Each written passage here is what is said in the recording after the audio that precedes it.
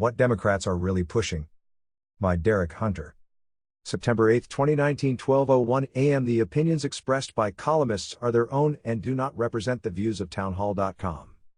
Everyone once in a while, even if by accident, liberals tell you who they really are, what they think, and what they want to do. Whether it slips out or they deliberately put it down in a statement, it's a quick little glimpse into what's going on in the void behind their vacant eyes. This week saw a few of these glimpses. It was a bit of irony that the same people who spent years insisting pouring water up the nose of the man who masterminded the September 11th attacks was torture, would inflict 7 hours of Democrats battling about climate change on the American people. Luckily, and sensibly, very few Americans bothered to tune in. Sympathy to those stuck in airports. Even on mute, the crazy crept through. While all called for things like banning coal, oil drilling, fracking, and nuclear power, they also want to mandate the use of electric cars. None addressed, nor were asked by any of the crowd or the so-called journalist cheerleaders moderating the clown show exactly where they plan to get all the electricity to charge those cars. Once you ban the means of generating 82.9% of our electricity, you can add another 7% since there's no way any Democrat would support the building of another dam. You're left with wind, 6.6%, and solar, 1.6%.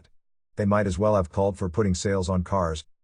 But that wasn't what stuck out to me after watching that inadvertent and kind donation to Republicans. Every candidate said at least 3 things that should end up in campaign ads next year. What hit me was what Julian Castro said about education. Cartoons, Chip Bach. View cartoon. Asked whether climate change should be taught in schools, he obviously said yes. Democrats support the education system indoctrinating kids with everything except the ability to read, write, and think independently. What bothered me was what he said next. I think if we're going to get there though, and this doesn't just apply to curriculum about the environment, it applies to a whole bunch of other stuff, Castro said, we need to do things like end the system of people that get elected, whether it's in Texas or other states, they get elected and then they sit on a statewide board that determines what is in curriculum. Too oftentimes right-wing conservatives have taken over these boards in places like Texas and they affect who gets into the history books, its slanted view on social studies. Emphasis added. He's saying he wants to end the people having a voice in education. To every Democrats running for president, anyone not in complete agreement with them is a right-wing conservative. At this point you have to assume liberals chant this is what democracy looks like because they like the irony of it. Meanwhile, on the local level, Sanctuary Montgomery County, Maryland, has seen a rash of reported sex crimes against children in the last few weeks. There have been 7 illegal aliens arrested since the end of July for sexual crimes against children. Rather than care about protecting the innocent, the Sanctuary County is rallying to the defense of itself. In a statement Thursday, the group of wealthy, mostly white county government officials issued a statement condemning the Trump administration and local and national conservative news outlets for reporting on this epidemic. For good measure, they added neo-Nazi sympathizers, because being disgusted by illegal sexually violating children makes you a neo-Nazi to the left now, even when the victims are, in many cases, family members and minorities themselves.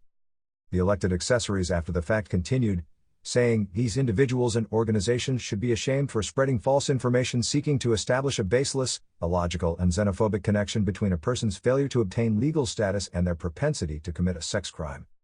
Unaddressed in the statement is what remains unaddressed by all these rich racist leftists seeking cheap labor so they and their children don't mess their manicures. How many innocent people being victims of crime will it take for them to care? How many children have to have their lives destroyed for these Democrats to support deporting anyone, especially criminals? It's clearly more than the 7 we knew of in 5 weeks. And Lord knows how many more they've managed to sweep under the rug. I honestly don't know how they sleep at night, how they can look at their children and not be disgusted with themselves. But when you ascribe to a political philosophy responsible for more than 100 million deaths, you have to believe individuals are expendable. Even children.